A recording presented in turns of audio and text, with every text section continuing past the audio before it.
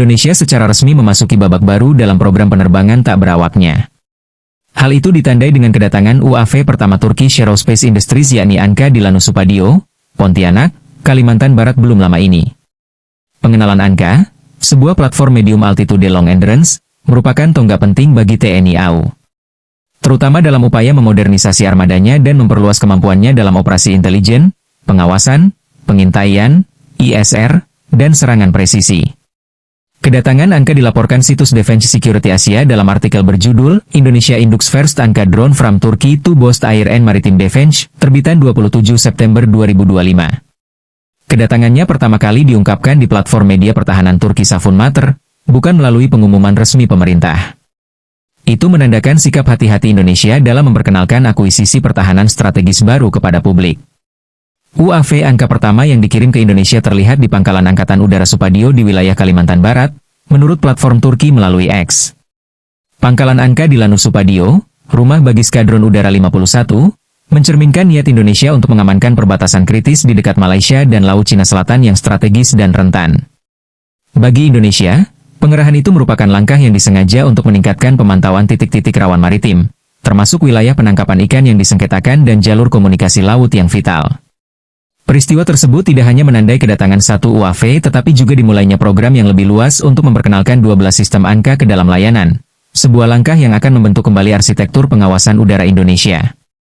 Ketertarikan Indonesia terhadap Anka buatan Turki menguat pada Februari 2023. Kala itu Kementerian Pertahanan RI menandatangani kesepakatan senilai $300 juta, RM1 4 miliar, dengan Turkish Aerospace Industries untuk pengadaan 12 drone. Paket tersebut mencakup 4 stasiun kendali darat, GCS, pelatihan komprehensif bagi operator TNI AU, dan dukungan logistik jangka panjang, yang mencerminkan akuisisi spektrum penuh daripada sekadar pembelian platform. Temel Kotil, Presiden dan CEO Turkish Aerospace Industries, secara terbuka mengonfirmasi kontrak tersebut, menyoroti penguatan kemitraan pertahanan antara Ankara dan Jakarta. Aspek unik dari kesepakatan ini adalah dimasukkannya pengaturan transfer teknologi, TOT, dengan 6 unit dijadwalkan untuk dirakit di bawah PT Dirgantara Indonesia, PTDI, sehingga memperkuat dorongan Indonesia untuk mencapai kemandirian di bidang kedirgantaraan. Produksi lokal ini tidak hanya membangun keahlian industri tetapi juga mengurangi ketergantungan pada pemasok asing, sebuah faktor yang semakin penting di tengah perubahan rantai pasokan global. Program Anka dirancang untuk menggantikan platform lama, khususnya pesawat Nirawak CH-4 buatan Cina yang kini dioperasikan dari Natuna, yang mengalami masalah keandalan operasional dan keterbatasan pilihan persenjataan. Awalnya, pengiriman dijadwalkan selesai pada November 2025, namun kedatangan awal unit pertama lebih cepat dari jadwal menunjukkan eksekusi kuat Turki dan prioritas Jakarta pada kemampuan drone. Akuisisi itu bertepatan dengan dorongan Indonesia yang lebih luas untuk sistem canggih, termasuk pesawat tempur Rafale, peningkatan kapal selam, dan rudal balistik taktis Han, yang menandakan upaya terkoordinasi untuk meningkatkan pencegahan. Anka merupakan salah satu sistem UAV MALE tercanggih di Asia Tenggara, dilengkapi dengan teknologi mutakhir yang memadukan daya tahan, muatan, dan kemampuan bertahan hidup. Drone ini memiliki daya tahan operasional selama 30 jam, yang memungkinkan misi pengawasan berkelanjutan di wilayah kepulauan Indonesia yang membentang lebih dari 5.000 km. Terbang pada ketinggian hingga 9.200 meter, 30.000 kaki, UAV dapat mempertahankan cakupan ISR yang terus-menerus di luar jangkauan sebagian besar ancaman permukaan ke udara di wilayah tersebut. Kapasitas muatannya sebesar 200 kg didistribusikan ke dua titik keras di bawah sayap, yang memungkinkan pengangkutan amunisi mikro pintar roket Sun MAML, roket 2,75 inci berpemandu laser, atau POD pengawasan. Anka ditenagai oleh mesin turboprop PD-170 berdaya 150 tenaga kuda yang dikembangkan di dalam negeri. Mengutip laman defensetalks.com dalam artikel berjudul Turkish Drone Industry, Anka UAV, terbitan 1 Februari 2022. Mesin dirancang untuk kompatibilitas bahan bakar ganda dengan diesel dan JP8, memberikannya fleksibilitas operasional di pangkalan-pangkalan terpencil. Rangkaian sensornya meliputi kamera elektrooptik inframerah, IO Insinyur, pengintai jarak laser, dan sistem radar apertur sintetis, SAR, canggih, yang memungkinkan pemantauan siang dan malam serta segala cuaca. Penyertaan teknologi komunikasi satelit Viasat VR-18C memungkinkan kendali di luar garis pandang, BLOS, yang secara signifikan memperluas jangkauan komando drone.